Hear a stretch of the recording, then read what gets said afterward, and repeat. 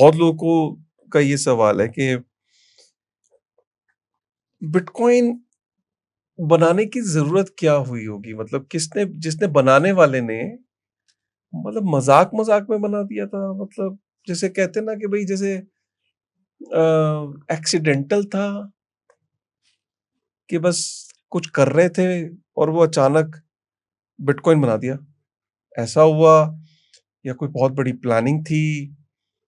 कौन लोग थे? एक लोग था, मर्द थी, औरत था, सतोशी नाकामोटो जापानी था, चाइनीज़ था, अमेरिकी था या कोई कंट्री है, चाइनीज़ है क्या? क्या सैमसंग, मोटोरोला और वो तोशिबा?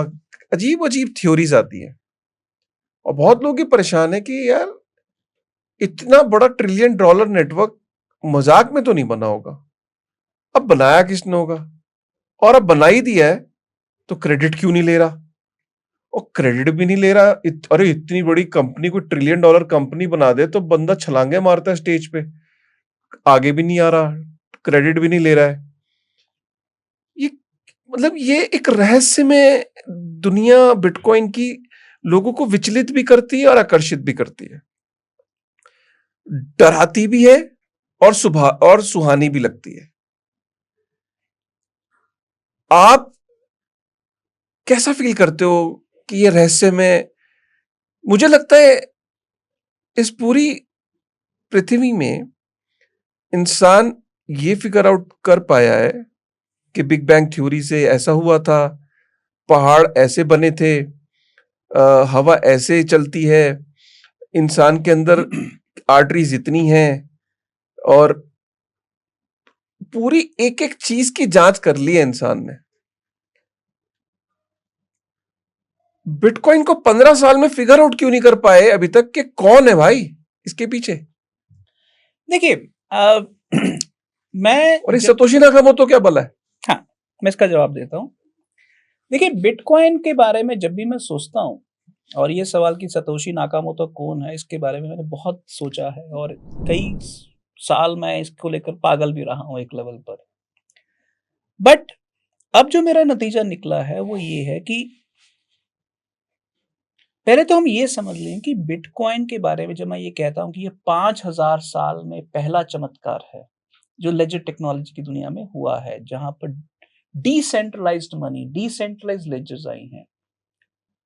और दूसरा, ये दुनिया के अंदर एक ऐसा गिफ्ट है जो पूरी दुनिया के power system, social system, economic system को बदल देगा। अब ये बात कोई एक बंदा तो नहीं सोच रहा होगा, इतनी बड़ी बात।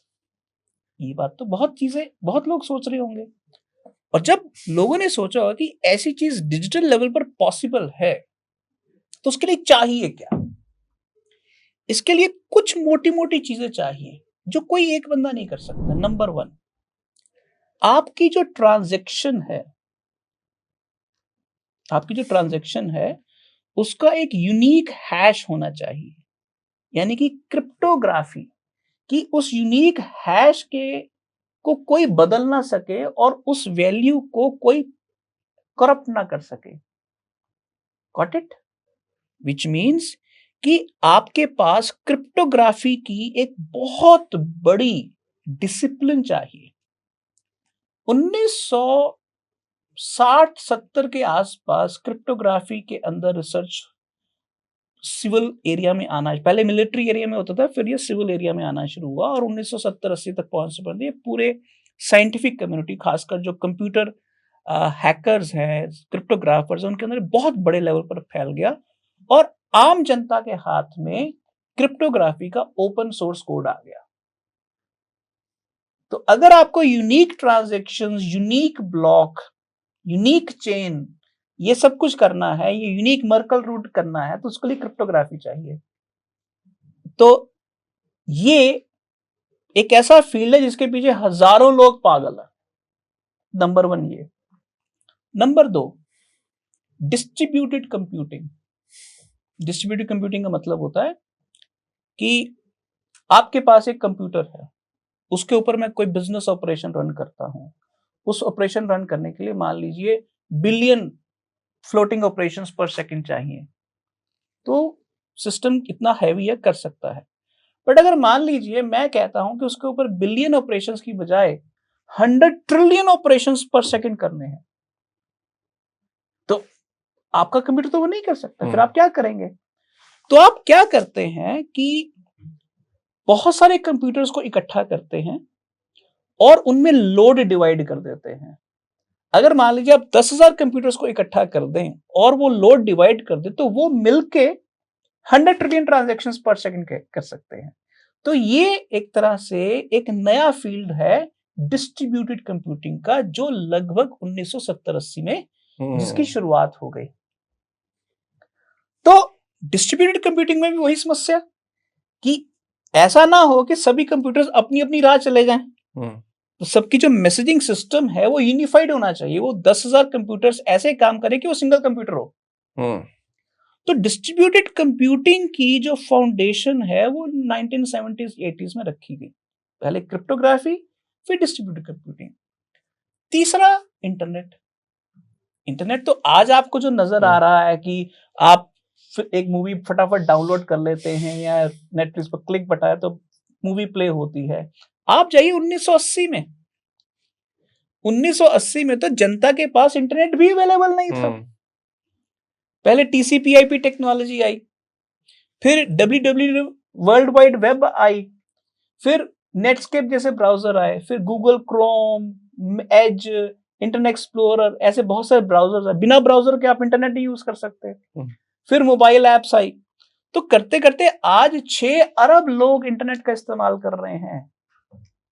आज से 40 साल पहले ऐसा नहीं था। तो तीसरा हो गया इंटरनेट। अब आप क्रिप्टोग्राफी, डिस्ट्रीब्यूटेड कंप्यूटिंग, इंटरनेट, इन सभी चीजों को देखें, क्या ये सब चीजें कोई एक बंदा कर सकता है? मतलब ही नहीं है। ओके।